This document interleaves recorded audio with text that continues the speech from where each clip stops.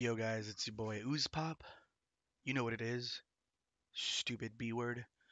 And I'm gonna do a quick worst to best, a shitty low quality worst to best of Shellac's albums. So let's get into it. Shellac is a band from Chicago, Illinois. They're a post-hardcore and math rock band, kind of a combination of those genres. And the guitarist Steve Albini, I hope I'm pronouncing that correctly. He's got a lot of work under his belt. He's a producer, he's an engineer, a recording engineer.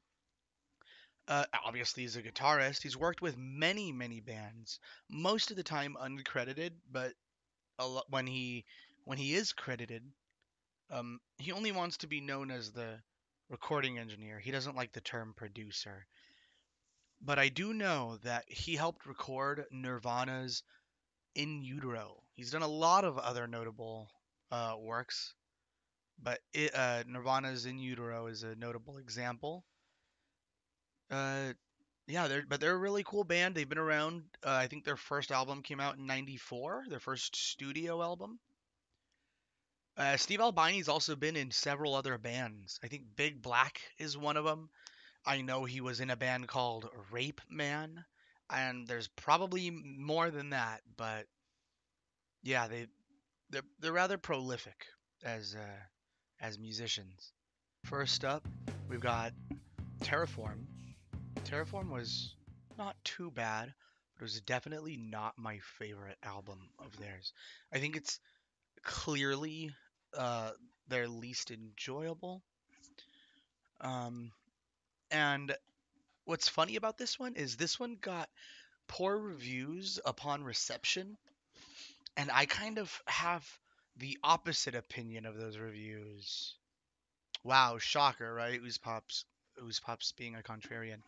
No, but the album starts with a very long and very repetitive 12-minute song, and it was this really put a lot of people off. They didn't really want to go through that, which I don't understand how that's really that big of a deal. But in my opinion, that 12-minute song is one of the better tracks on here. There's a lot of duds on this album. Terraform is 8 songs long, 36 minutes long. There are some good tracks on here. The very last track, Copper, I think is the most valuable song on here. It's the most complete and full song. But there are songs on here that just feel very off, just kind of uninspired, very weak writing. Um, it's not a very good example of its genre. If you want to listen to math rock and post hardcore, there's definitely other albums I'd recommend before this one. Again, not a bad listen.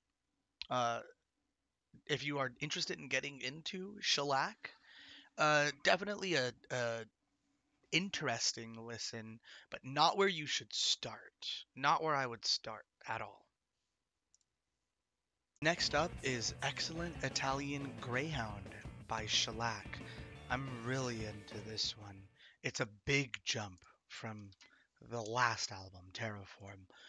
Excellent Italian Greyhound, Shellac gets more experimental on this one from their previous albums, from their earlier albums. This one's a little bit later in their discography. Excellent Italian Greyhound's a little bit challenging, a little bit difficult, but if you can accept that and you like math rock and you like post hardcore, you can develop a taste for this one. This one's a little bit hard to like on your first listen, but on repeated listens, definitely most of this album, damn near. I think every track. I think I liked every single track on this one. There's one track I didn't favorite, but I think that was a mistake. Paco. That was definitely a really good one. Excellent Italian Greyhound, like I said, still post-hardcore, still math rock, and that's going to be true of every album from Shellac. But this one is a little experimental, um, weird themes, like musical themes, are played with on songs like "The End of Radio," where the guitar and or bass, it's kind of hard to differentiate the sounds. Totally fine though, really awesome. they have a steady rhythm going on, whereas the drums are kind of a little bit more sporadic. Uh, Speeding up, slowing down, not the guitar and bass, only the drums. It's very very interesting experiment there. And then Kitty Pants is a unique kind of interlude track, and Boycott is one of Shellac's best tracks. Super crazy post-hardcore vibes, very quick, very fast, very tough. The lead guitar hits the spot just right, finalizes the product. It's like cherry on top. Definitely a lot better than the worst album, Terraform. At number 4, we've got The Futurist. I noticed that we hadn't been numbering them, and I felt like that might bug some people. At first I thought most people would just understand and get it. We're gonna go ahead and number them. Number 4, The Futurist.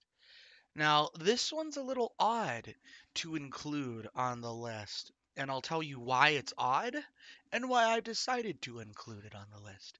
This isn't an official release. You will not find The Futurist on any streaming platforms apart from YouTube. You can find it on YouTube, but I don't consider YouTube a music streaming platform. You can't just open Spotify or Apple Music and find this one. But the reason I've decided to include this is because it's been leaked. It's eventually made its way to the internet, and it's actually a good album. It's actually a really good, solid release. Instead of songs, we've got movements. We've got, I think, what is it, 12 movements? Um, 10 movements. Uh, Most of them pretty dang experimental. Some of Shellac's most experimental stuff.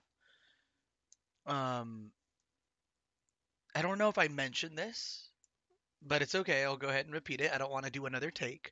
This album was only released to their friends. It's not an official release because it was only released to their friends. The album cover is a list of those friends. They released an album with the intention of only giving it to their close friends, which I find freaking amazing.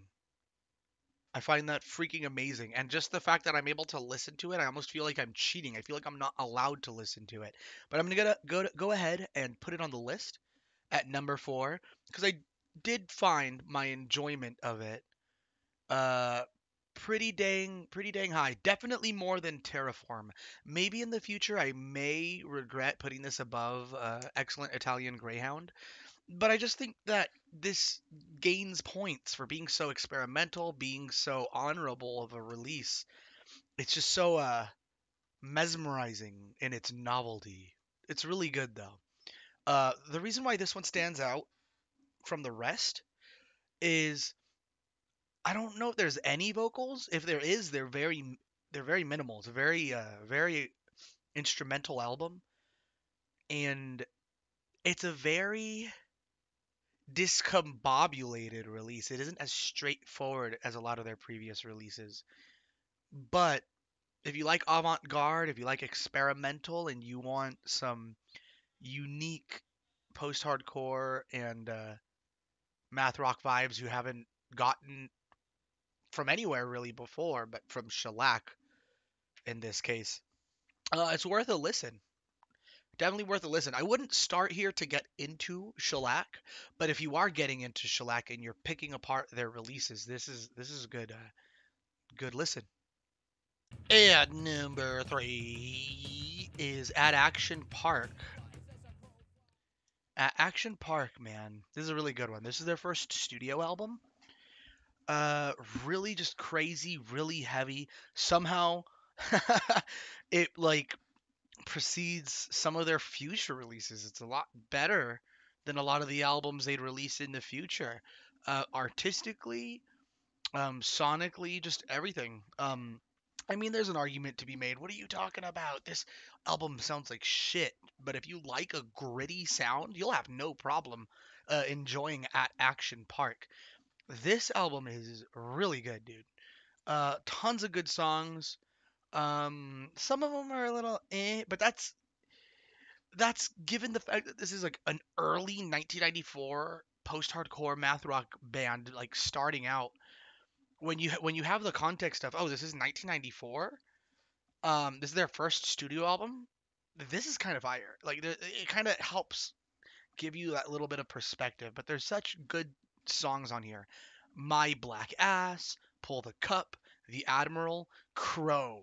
Oh my God, Crow is just a.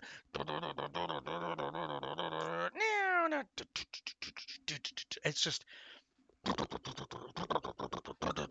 oh my god, just powerful raw energy. You don't know exactly when the rhythm's gonna drop. You're just yeah, I'm in the anticipation of it.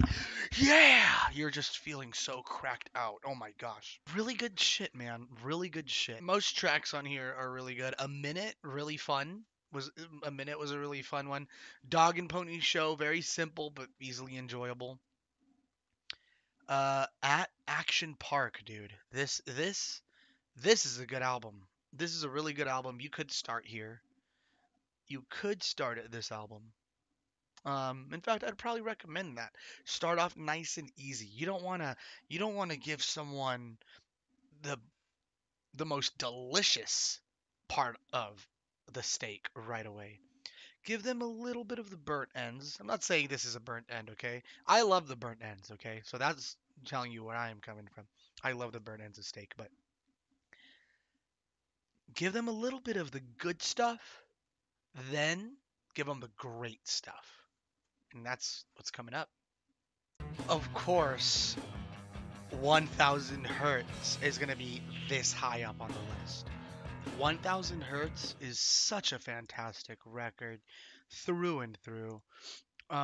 Really, really good post-hardcore album here. A little less mathy here. There is definitely some math to it, but this one's more just raw, punchy vibes, real personal topics here. Really interesting topics as well. The album starts strong with the song "Prayer to God." A really simple songwriting, a song about wanting God to kill a man and a woman who you really hate. You really hate them, or at least the narrator does. Um, I used to think this song was about, you know, a guy who was mad his girlfriend cheated on him, so he wanted the girlfriend and the guy to die. But then again, he really wants the guy to die. The lyrics talk about, you know, dear God, please kill her. I don't like just kill her. It can be quick, painless. I don't care. Just kill her. But him, I really want it to fucking hurt. I want him to suffer. I want you to torture him. The narrator really hates the guy in this situation. You have the song "Squirrel Song." That's a song. Apparently, it's about some like lunatic guy, schizo guy, goes out in the boonies all by himself, lives on his own, forces squirrels to generate power through their running on wheels and treadmills and shit for him. Really weird shit like that. I really love the song Ghosts. Really, really good track. Sick bass lines. Really good songwriting. Slightly mathy. Not noticeable to the normie ear, but noticeable to the veteran ear. New Number Order was a really interesting song. Canaveral, very twisted subject matter there. 1000 Hertz is a powerful, powerful album.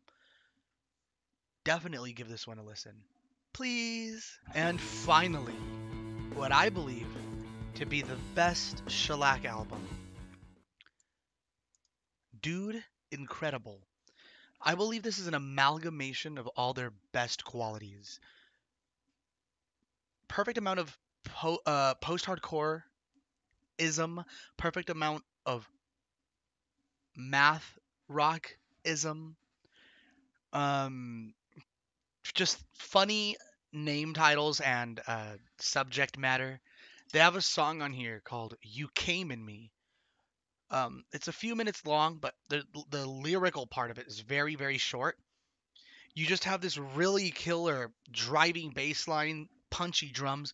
You love it, right? If you've never heard this song before and you don't know what it's called, you're just in love with it. And then just in the middle of the song, you came in me.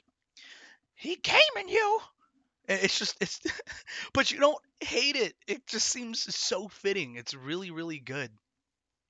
Riding bikes is a classic Shellac song, same as Dude Incredible. I think Mayor slash Surveyor is one of Shellac's best songs they've ever recorded. There's a slight kind of recording error to it, maybe, but not really. They kind of don't when they drop in together. It's not exactly perfect. It's so forgivable. I actually enjoy slight things like that because it reminds you these are humans playing music. This isn't quantized robots. These are humans making this amazing, powerful music. So I think Dude Incredible is their best cohesive album. Not a single bad track on here. Every track is really good.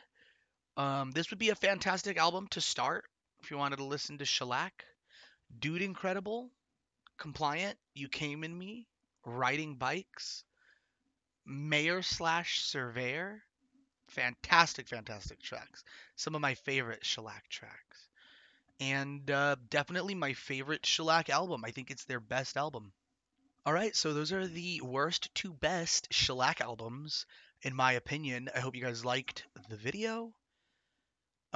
Please hit that subscribe button if you haven't. And if you want to play video games with me, if you want to watch me play video games with me, I do play with viewers sometimes. Um, Go follow me on Twitch, twitch.tv/oozepop. I'm live as often as I can be. Maybe one day I'll have a set schedule, but for now, just hit follow, ring the bell. I try to be live every day or almost every day. Maybe I'll take some days off and just do longer streams on the days I go live. Whatever. Don't want to ramble about that. Thank you for watching my Shellac worst to best video. I'll see you on the next one. In fact, I don't mind giving you guys a little hint. I intend on doing Radiohead worst to best next. Then after that, possibly Loma Prieta worst to best. Those are my intentions. Obviously, things don't always go according to plan, but hopefully they do. We'll see you next time. Hopefully, I see you on Twitch. Later.